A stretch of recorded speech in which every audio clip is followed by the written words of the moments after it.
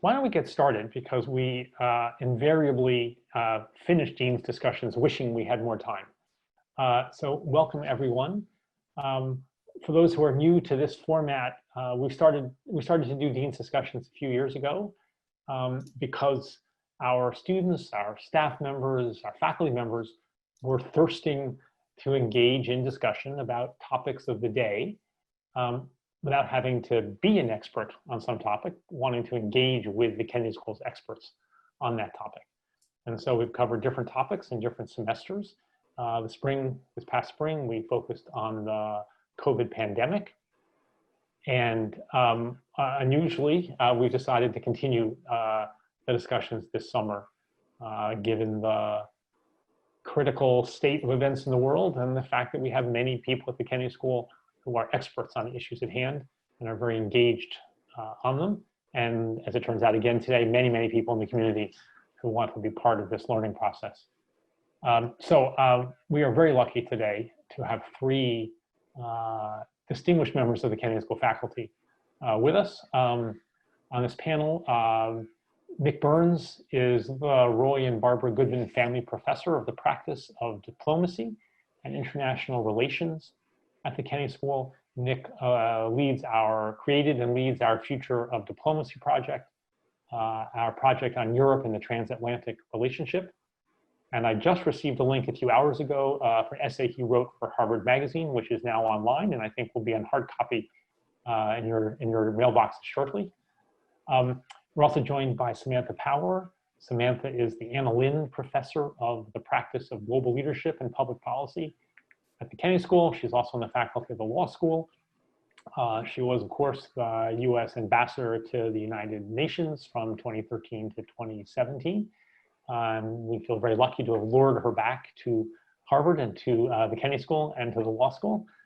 And we're joined by Kathryn Sikkink. Kathryn is the Ryan Family Professor of Human Rights Policy at the Kennedy School. She's coming to us today from Uruguay, where she has been on sabbatical. Her most recent book is called The Hidden Face of Rights Toward a Politics of Responsibilities, and was released just a few months ago. So at this point, I just step back and enjoy the conversation, which will be moderated by Sarah Wald, who is my chief of staff and also an adjunct lecturer at the Kennedy School and the law school. Sarah, please. Thank you all for being here and welcome. As the Dean mentioned, this is the first of 4 Dean's discussions this summer, all having to do with different aspects of the pandemic. Today's is the US response and its impact on international relations. We're going to have 3 others, one on the pandemic and race, one on the pandemic and gender, and one on the pandemic and threats and opportunities for democracy. So we hope you'll join us for all of those. The format, for those who haven't done this before, is we'll hear briefly from our 3 faculty panelists who are going to be talking about different aspects of this issue. Then we will open it up for questions. I'll moderate the questions. Please use the virtual hand raise in the participants section of Zoom. If you want to ask a question on the chat, that's fine too. It may take a little longer to be reading the chat. So with that, we're going to start with Professor Burns, who's going to talk about the US response and how it's affected our country's stature in the world, and particularly with our allies. So Nick. Sarah, thank you very much. Good afternoon, everyone. Thanks to all of you for being here. I see a lot of friendly and welcome faces on this Zoom session. I want to thank our dean, our great dean, Doug Elmendorf, for sponsoring this, and Sarah, and I'm very happy to be here with 2 friends, Samantha and Kathryn. Kathryn from Uruguay, we're looking forward to hearing from her. Sarah's asked me to say a few words about the role of the United States in the pandemic and in the larger crises that have engulfed our country. And I think for those of us who are Americans on this Zoom session, for those of you who may not be Americans but know us well, this is one of the most difficult times I can remember. I was 12 in 1968, a little kid, probably more interested in baseball than anything else, but I do remember the pain in our society, in my classroom, in my family, when Martin Luther King was killed, when Robert Kennedy was killed, when we had massive protests over the Vietnam War, 500,000 Americans in the war at that time. the country was really torn apart, badly divided. It needed new leadership, and that's where I'll begin. I don't think we've experienced a time like this since 1968. We're experiencing at least 4 simultaneous crises. We're experiencing, of course, the crisis of the pandemic. 115,000 Americans have died and counting. Infection rates rising in 24 of our states. And in the South and West, the infection rates are going in the wrong direction. We're experiencing certainly an economic crisis, the highest unemployment level since 1933. And a lot of economists, and we've got a great economist who's sponsoring this Zoom call, Doug Elmendorf, wondering if it might be very deep and very long. I hope we can avoid a depression. We're experiencing a crisis, a racial crisis, which is the most critical in modern times. We've never gotten race right since the first slave ship arrived in Virginia in 1619. I think a lot of us, maybe white Americans, too complacent, I'll just say this, felt that we were making progress, certainly since 1968. Definitely when we saw President Obama appear like a comet, an incredibly positive force in 2004 and then 2008. But obviously we were wrong about that. We are badly divided on race. We all have to do what we can individually, collectively, to see if we can redeem the promise of America. That's up to all of us in this institution, Harvard. We've all got to think how we make Harvard a more welcoming and equal and just place. It's certainly up to us as individuals in our private lives, and it's definitely up to us as Americans as we think about our election and what's at stake and what we have to do for a country. I will just say in this racial crisis, it's been so inspiring to see the hundreds of thousands, if not millions of people who've taken to the streets in the largest peaceful demonstrations in our modern history. That's been the silver lining. To see people come out, largely young people, but not solely. I see it in my wife and I see it in our 3 millennial daughters, the passion to change America for the better. If there's a silver lining, that's it. But that's the third crisis. And the fourth is a leadership crisis. We did see examples of really good governance and leadership in Republican and Democratic governors. And we've got one of those here in Massachusetts, in Charlie Baker, who's been, I think, a really superb leader on the pandemic during the crisis. But we've also seen failure. And I must say, as someone who worked in the federal government for 27 years as a career person for both Republican and Democratic administrations, I've never seen such a dramatic failure of the federal government on any issue as our government's performance from early March until now on the pandemic. The failure to lead, the failure to tell the truth to the American people, the failure to own up to responsibilities, kicking the issue to the states. Imagine if FDR in 1942 or 43 had said to the states, we need hundreds of thousands in planes and tanks, and you state governors figure out how to produce them. Or if Lincoln had said that to the Union states, the individual states in 1861 and 62. It's the federal government's responsibility under our Constitution to lead, and our president didn't. So Sarah, that's the first thing I'd say. 4 simultaneous crises. Second, the US and China both failed in the pandemic, and they failed together. They failed to lead together. They're the 2 largest economies. They're the 2 countries with capacity. And maybe I'm naive, at the beginning of the crisis, when Harvard went, at least the beginning of our phase of the crisis in March, when Harvard went online, I just felt that Xi Jinping and Donald Trump would find a way to use the G20 to meet together and maybe to combine forces on the search for a vaccine, certainly in deciding how to distribute a vaccine if one is reached equitably around the world. And I was wrong about that. They've used the crisis to compete with each other. We've actually called each other names, and diplomatically, and we continue to do that until this day. The Chinese were absolutely not transparent at the beginning of the crisis. They said outrageous things about the US manufacturing the virus, and we have been equally critical in an unnecessary and I think vile way in return. And it's just a shame that these 2 countries who could do so much together to put aside our obvious competition on a lot of issues, we ought to be leading together. in this crisis. The low point for me as an American was when we took our money and our membership away from the World Health Organization. I'm sure Samantha's going to talk about that because she knows so much about our responsibility to the United Nations. But boy, it's like funding the fire department in the middle of the fire, and absolutely brought, I think, shame to our country when this is the one organization that's uniting us, particularly poor countries who have to turn to it. And the United States has not been there to help. Third and final point, we're obviously at a key moment in our history. If you think about these 4 crises and what's at stake, you think about the pandemic continuing to bedevil us and to change life as we know it. We think about African Americans feeling disenfranchised in their own country, feeling that there's no basis of equality whatsoever for them. And think about what's ahead of us economically. This is an extraordinarily difficult, challenging time. Probably the most challenging time we've had since the Great Depression and World War II, that generation of my mom and dad in the 1930s and 40s. And I know we're not supposed to be overtly political on a Zoom session like this, but I'm going to be. We need new leadership. Our president has failed.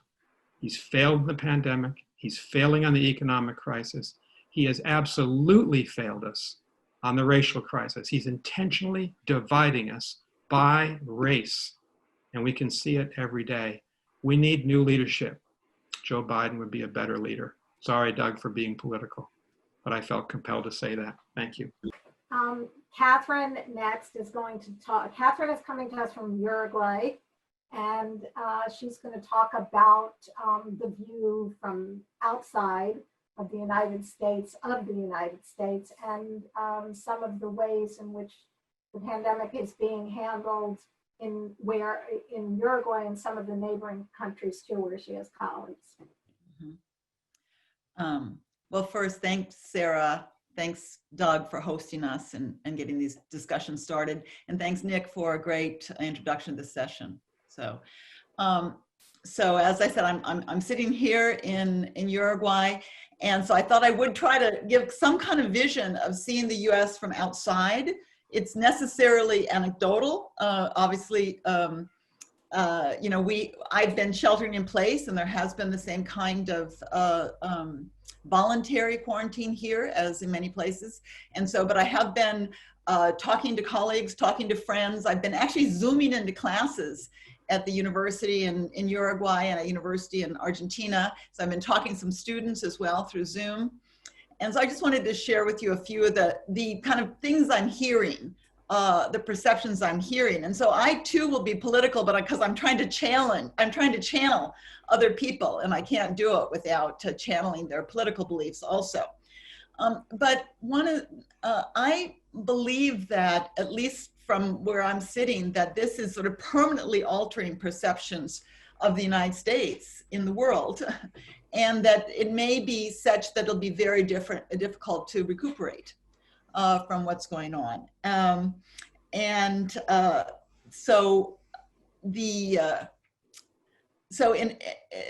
should first begin by saying that here in Uruguay, it is the country in Latin America that's been most successful in coping with the crisis, that they took very early action. We have this voluntary quarantine, which is different than this very strict official quarantine that's going on in Argentina, and the kind of chaos and science denial that's going on in Brazil. And so even though Uruguay shares a border, a porous land border with Brazil, as of the last 3 days, apparently there are no reported new cases in the country. And there have been I think 23 overall deaths in the country. But in most parts of Latin America, this is the new epicenter of the pandemic, as you've been reading the newspaper, and particularly Brazil, Peru, Chile, Mexico. It's extremely alarming what's going on. And so the truth is, most people aren't thinking about the US. Most people are thinking about their very dire national and personal situations. But to the degree that you're talking to people who kind of follow international news, I'm actually encountering I've encountered lots of reactions around the world as I've traveled over many years, okay? And a lot of those are quite critical. I spend a lot of time arguing. But I'm encountering sort of three new things. One is pity. A second one is ridicule. And a third is, in some cases, solidarity. And I just wanted to talk briefly about some of that. So, people have always criticized the United States. People have always questioned us. I've actually never been an object of pity. And so it's odd. I go into stores and people say where I'm from, and they say, oh, one, they're so sorry for what's going on in the U.S. And second, they feel I'm so lucky to not be there, But what is pity for people? There's sort of this ridicule of our government. And so some people are saying, I think as a dig to get back to us, that the U.S. under Trump reminds them of a banana republic. They talk about it being a very bad science fiction movie, the kind where the villain sits in a bunker, the leader sits in a bunker surrounded by walls, watching television. And so there's this sense of the United States, not just lacking, I completely agree with Nick that people perceive it as lacking leadership. It's a sense of like this casting away of any responsibility for leadership. Comparisons are made with Angela Merkel, and they said, now there's someone who's serious, trying to lead and caring about people in the world. And they get the impression from the U.S. federal government right now that really there's not even any effort at seriousness and not even a desire to lead in a way that would show them caring about life elsewhere in the world. And so it's a very kind of dire situation in that sense, the perceptions that I'm hearing about. And then there's, of course, the issue of Brazil, where many people in Brazil feel that Bolsonaro wouldn't, in fact, have been elected if in some way Brazil were not deeply influenced by the Trump experience, and that Bolsonaro is taking his playbook, in fact, much of his playbook, but both science denial, but also the kind of revving up his bases from Trump. So then finally, and most recently with the police violence, with the murder of Floyd, with the protests that have been happening, I'm seeing this sense of solidarity. And in that sense, I echo what Nick said about that people who know the U.S. do see they're both very alarmed and very worried, and yet very supportive of what they see the protesters asking for. And then finally, I think that there's a sense of that in some ways the virus is exacerbating trends that were already underway, and the decline of U.S. hegemony and the rise of China in particular, right? But the interesting thing for me is that while, people thought of Latin America, Latin America's had its pink wave, its leftist wave, and yet the feeling I get from many people is that they sort of this deep regret that the United States is renouncing leadership, right? And the sense that China doesn't have the moral authority to lead in these circumstances. And one journalist actually told me, she goes, we don't want to be left at the mercy of a world governed by China. And so there's a sense of that Latin America itself cannot sit always at the negotiation table, that there's a need for other actors, and especially for the United States to step forward and negotiate seriously again in global crises that are of concern, as well as around the economic crisis. So the need for leadership, trusted and serious leadership, there's just this huge hole in the system, and people are not seeing that that China can fill that. Certainly not Russia, and lots of praise for Merkel, but seeing that obviously she's got her hands full, right? And so there's also this wishful thinking of an alternative. And my last point, turning to that, is people feel deeply about our elections coming up. And one person said to me, when when people in the United States vote, they don't understand that they're voting not just for themselves, they're voting for the world. They're voting for humanity. They said, you vote, we suffer. And so people are very, very following quite closely and very concerned about the elections. They're very concerned about low turnout in US elections, but they're very concerned about electoral irregularities. And in fact, one quite distinguished person said, what we need is election observation, international election observation of US elections. The United States government has long supported and called for election observation elsewhere, but not in our country. But there are many very serious organizations, the OECD, the European Union, the OAS, even the Carter Center in the US that do election observation. The fear is that election irregularities are going to be so great that once again we're going to have a very contested election, and that will have negative implications for the whole world. So I think I'll leave it at that, and but I'm happy to follow up on any of this later. Thank you, Kathryn. Samantha is now going to talk about the impact and the ramifications for some of the global institutions and global governance that we've been talking about. Thank you so much. It's great to be here, and great as always to learn from Nick and Kathryn. Kathryn, I'm struck in your comments about something I used to hear most often from Latin American ambassadors to the UN, but from many developing countries as well, which is the expression, when America sneezes, we catch a cold, which you probably heard down there. We hadn't intended that to be quite so literal with the pandemic, but it has a new resonance, alas. So I just want to sort of touch upon what America fits into, which is the sort of larger global institutional and network picture. And it goes without saying that a pandemic is the paradigmatic example of why we need global institutions.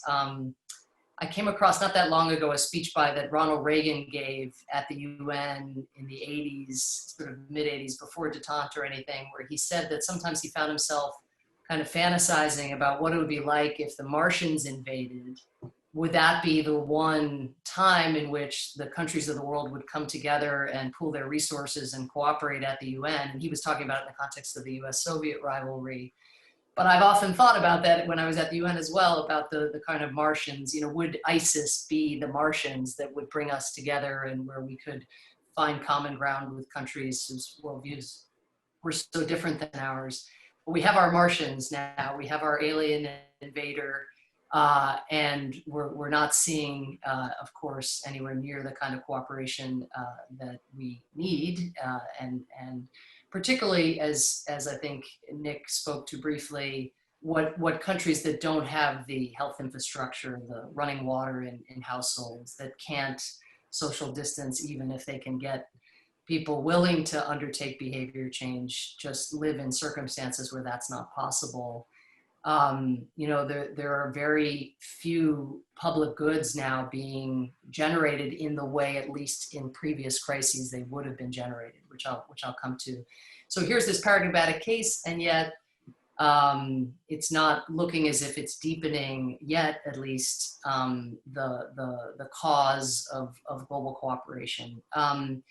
Now, there are a bunch of things going on. The one thing I want to flag that I won't really talk about, but that I've heard others at the Kennedy School, like Danny Roderick and others, talk about, but just the extent to which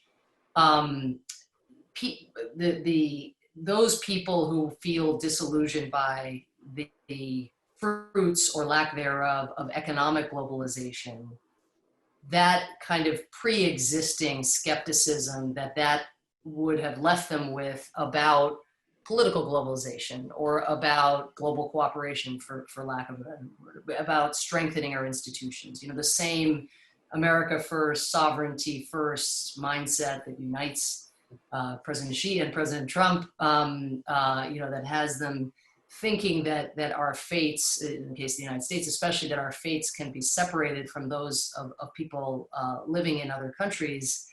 Okay, there's a fair amount of buyer's remorse about economic globalization in a lot of quarters, But to throw baby out with bathwater, as a lot of public opinion polling suggests some are doing, and conflating some of the correctives that are needed in the economic sphere, conflating that with walking away from making very sound and very, frankly, profitable, not economically but alone, but in terms of our security and our health and everything, the investments we've made in international institutions, political security, and other institutions. So I just flagged that kind of background condition, which is a factor behind Bolsonaro's rise and President Trump's rise and Brexit and everything else, we know.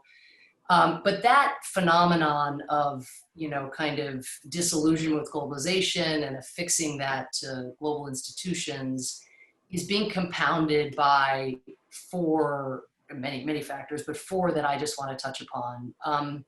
So the first, that's sort of how anyone who talks about international institutions these days, it's where they begin, because it's the most transformative historical force in any of our lifetimes, and probably in geopolitics of the last hundreds of years, and that's the rise of China.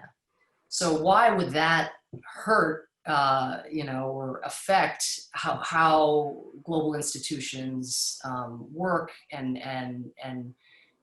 the kinds of values that they are there to advance? After all, there's a UN Charter, there's a set of international human rights instruments. The ship has sailed in writing the rules of the road to some extent. Well, as China steps up now, and I'll come to the US retreat that Nick's already talked about in a second, but as China fills the vacuum left by the US retreat, it does so in a very strategic manner. And if you look at mask diplomacy and the PPE that China is sending around the world, some of which was defective at the beginning, but as you hear them, course correct and try to rehabilitate using that, but also seeing this sort of golden opportunity to enhance their leverage with very vulnerable countries at a time when the WHO, even if the US was part of the WHO would not be keeping up with the need and the demands in vulnerable communities around the world. So China steps into that breach. President Xi makes an announcement that China is going to contribute $2 billion to global vaccine development, manufacturing, and distribution. The distribution into developing countries is going to be one of the hardest parts of this. That's a big deal, but it's not something where it's mere altruism, nor was it, of course, mere altruism for the US when it was leading the world order for the last 7+ decades. China leverages the investments it makes, whether through Belt and Road, whether through the digital Silk Road, and now whether through its mass diplomacy. It leverages those investments to get countries to take its side within the United Nations. And more, it's the impact so far has not been enormous, but it's accelerating more and more. They are using those new coalitions where they use their bilateral relationships to create different dynamics in multilateral institutions to change the rules of the road. And so you see that, in the International Telecommunications Union, which Americans have never paid much attention to, really trying to, create different rules around the internet. You see it in peacekeeping missions as they use their budgetary prowess, because they're now the #2 donor to the UN, to cut human rights positions and women's rights positions, jobs, that is, within peacekeeping missions around the world, which had taken decades for even Western governments to realize were necessary in order to ensure that soldiers who were deployed would actually take those kinds of issues seriously. So this is just a placeholder for the China dilemma, but to note that what it does globally at a moment of crisis, which can be immensely beneficial. I mean, imagine if that vaccine came through, what that would mean. So one has to say that there is a major upside potentially. But what it leaves in its wake, since we're talking about kind of the world in the wake of COVID as well, is China in a very, very strong position within international institutions, and recalling that the rules in the international institutions, especially as they relate to looking inside states at their practices, those are not rules that China likes, because they're rules to which China is held accountable. And And so that's something to watch. The second thing I wanted to touch on was just the US absence, which is to just say that there's the modeling and there's what the world sees of what how the US is handling, racial injustice, the pandemic, the economy, and basic truth-telling and our democratic institutions. There's the seeing the president call in the 82nd Airborne to put down peaceful protests, luckily thwarted, it seems so far. So all of that is one form of modeling. And then there's just the US not being there, generating those global public goods. I mentioned just a second ago, China and the $2 billion announcement. That was major, and it was major because of its scale and its potential impact in a good way. But it's also major because China, prior to that point, had tended not to want to sort of take the contributions it was making in the developing world and have them laundered through international institutions. It wants, like China, to be made in China, to be written on the PPE that is being doled out around the world. And what was really notable is that the same week that the US pulled out of the WHO, China, for the first time on a major crisis that I can think of, decided to act within the United Nations. And so to bring that $2 billion into a global pool, which is unusual. But the US retreat just really accelerating this dynamic. And the third factor just brings the first two together, which is the US-China rivalry, as Nick touched upon, but I'd offer another couple examples. Really, I mean, it shuts down the effectiveness of major institutions. The most obvious, of course, is the one where the veto is in play, the UN Security Council. UN Secretary General Kofi Annan used to say of the position of UN Secretary General that it is more secretary than general, and that's certainly true. But the UN Secretary General in this COVID crisis, the former Prime Minister of Portugal, a very savvy political operator, decided that his comparative advantage in this was to call for a global ceasefire. Because the US initially was insisting on calling this the Wuhan virus, because China and other governments on the Security Council were rightly insisting on there being some boilerplate language crediting or sort of calling on countries to cooperate with the WHO, those two kind of poison pills, one of which should not have been a poison pill for the US to cooperate with the WHO, who could be against that except us? But those two poison pills meant that the premier body on planet Earth to deal with peace and security could not even issue a measly statement in support of the call for a global ceasefire, in support of the idea that we should all be not fighting one another, fellow humans, but fighting this pandemic. And the WHO as well, another place where that rivalry is really impeding. Of course, Trump, blaming the WHO for his own mishandling here at home.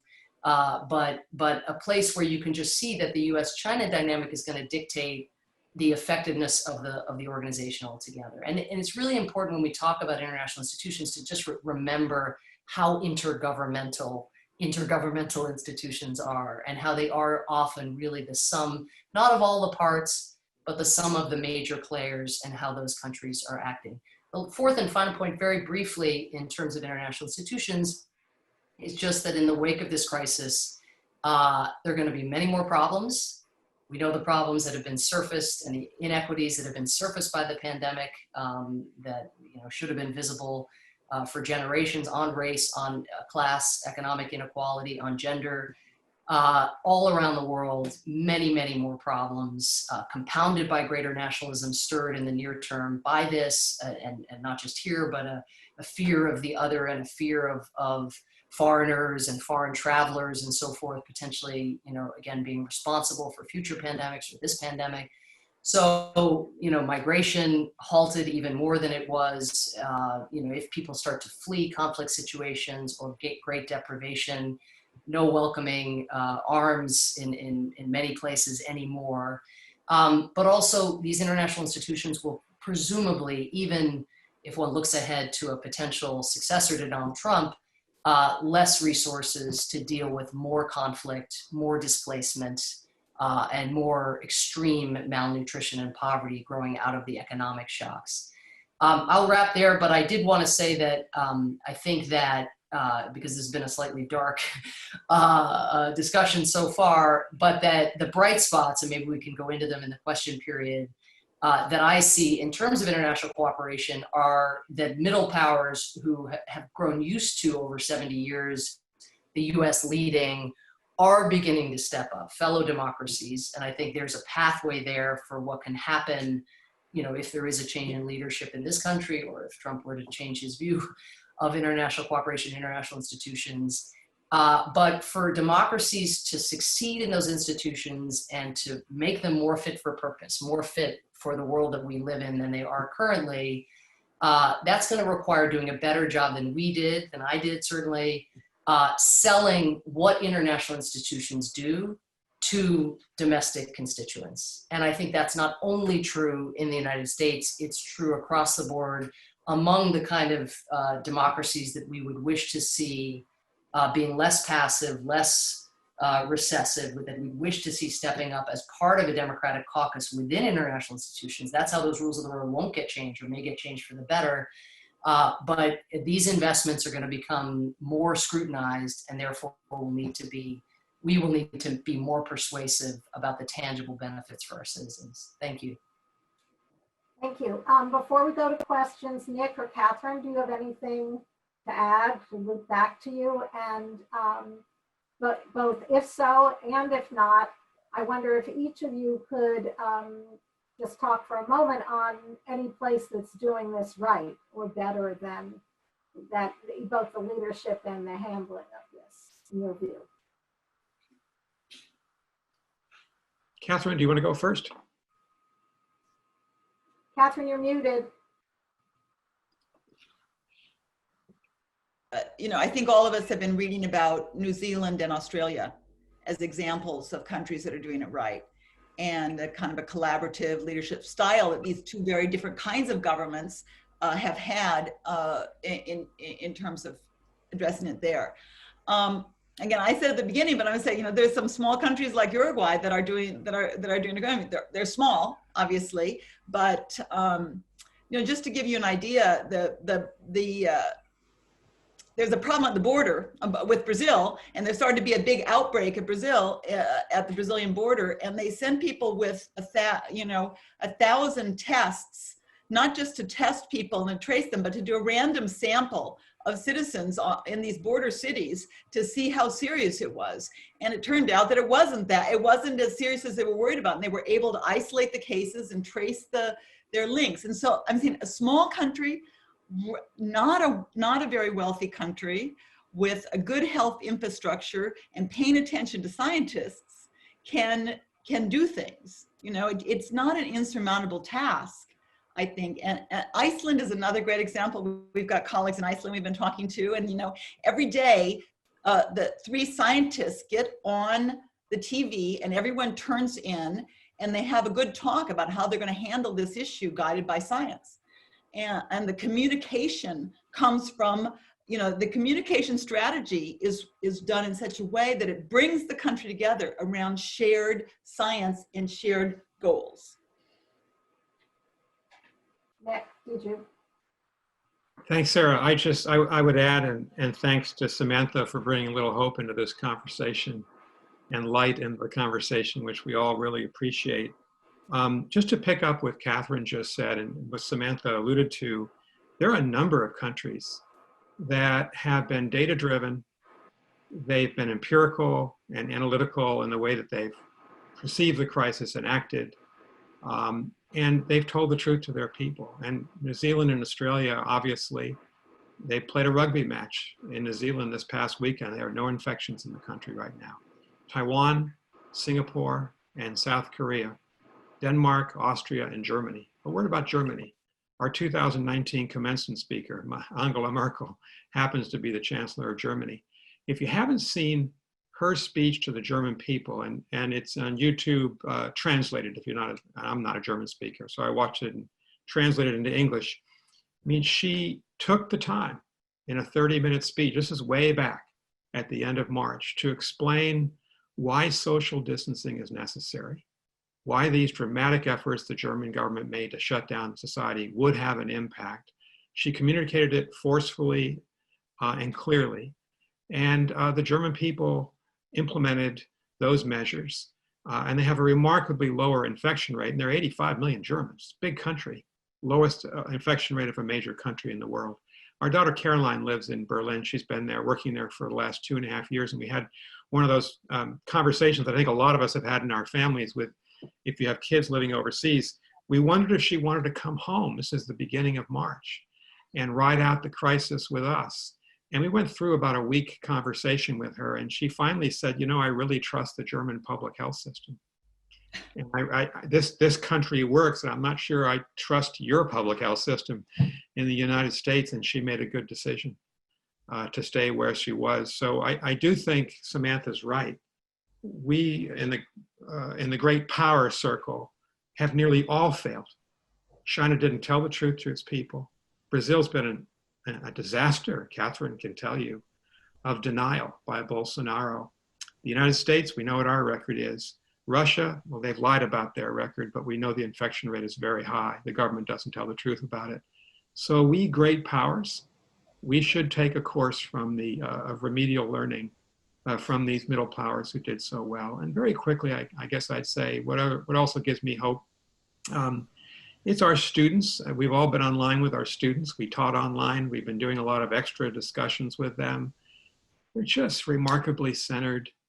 They've adjusted well, but they've got a sense of moral urgency, particularly on the race crisis here in the United States, which is inspiring to me. And it should be, I think, inspiring to us all. So there are those silver linings to reflect on. And I would just add one, if you don't mind, Sarah, just to say a word about Taiwan, which the more I learn about what Taiwan has done in this pandemic, I would just encourage, you know, every student, young and old, to learn about it. I mean, I find it downright thrilling. So for starters, as Kathryn alluded to in the Latin American context, science-based, you know, health minister, daily presser every day, keep the politicians away. Second, misinformation, because no one is more versed in Chinese misinformation, arguably on earth, than Taiwan, maybe Hong Kong, had all of the tools and the mechanisms in place for a multi-sectoral way of smothering misinformation early, and less censoring it or pulling it down or things like that, although there are fines for trafficking in misinformation in Taiwan that, you know, wouldn't probably happen here, but inoculating, actually having teams that include social media company people, officials, crowdsourced citizens who are involved in flagging content that they deem dubious, and then the actual officials from the various ministries, the health ministry, the interior ministry, et cetera. So the misinformation efforts, I mean, many of the sort of flags that go up, as I understand it, not being someone who can understand it, of course, in the native language, but many of the flags that go up come from these impromptu NGOs that have popped up, not because of the pandemic, but that predated that, to actually do the fact checking and to raise flags and alarms far sooner than we get them raised here. By the time they get raised here, they've already gone viral, and we're yelling at, you know, Jack Dorsey or Mark Zuckerberg to do something about it. Additionally, this was a new thing that I just learned about, you know, at a time where they've had very few cases, needless to say, but the economic toll of the global pandemic has hit hard. And e-commerce, of course, has gone way up in Taiwan, as it has everywhere. But like here, is also putting small businesses out of business, potentially permanently. And so the government stimulus, which has been part of the response, one of the features of it is that if a citizen spends the stipend that they get, basically a mini stimulus, in non-e-commerce, so on bricks and mortar, independent bookstores, restaurants, but nothing digital, because it's a very digital society, they get 2/3 of that money back automatically, because the digital economy tracks where they're making their purchases. Then they just go to an ATM and the money comes back. So the stimulus is routed in a manner that then is deemed, you know, more to try to preserve businesses that would otherwise go under. And then the last thing, and this comes from a digital minister that, Doug, I hope we can have come speak at the Kennedy School virtually have her speak in the fall, but her name is Audrey Tang, and she's the digital minister. She's a former anarchist, and she's very wild. But one of the things that she says that really strikes me, and would be a big move for us, and it's not how Washington thinks, but is that the frame of, you know, citizens have to trust government. That's a huge feature of the Taiwan. They've just come out of an election. There was trust in the government, and that's a feature of New Zealand, Australia, Uruguay as well. So trust is huge. But she says it needs to go in the other direction. Governments need to trust citizens. And what's so powerful is the extent to which they have a petition process where, for example, every Taiwanese family gets 10 masks. If they have a child, they get 10 masks every 2 weeks. It just comes automatically. It's like the default is that. And you get blue and pink masks, and one boy writes in the petition process that he doesn't want to wear a pink mask to school. And what ends up happening, that gets petitioned, goes up to someone in some ministry, and starting the very next day, everyone in the ministry who goes on television wearing a mask starts wearing pink masks, male and female alike, completely de-genderizing, you know, what a pink mask means. And, you know, there are 1,000 examples like this where citizen, you know, sort of concerns and actions reach policymakers with a speed that is unfathomable in our rickety, you know, quite dysfunctional system. So there's so much to learn from Taiwan. And this is another reason international institutions could be such an amazing vehicle for pooling this kind of wisdom and for a race to the top in a response. And yet instead, it's all recrimination, or feels like it's all recrimination these days. Thank you, everybody, for coming. If you want to, if you missed any answers and you want to see this again, or you have friends or colleagues who are not able to make it, we are going to be posting a link to the recording on the HKS website. We're going to do that for all of the future. I want to thank our fabulous panelists, Professor Burns, Professor Sikkink, and Professor Power. Everybody, both virtual and real, clap. And we hope that you will join us next week for our panel on the pandemic and race. Thank you very much to everyone for coming.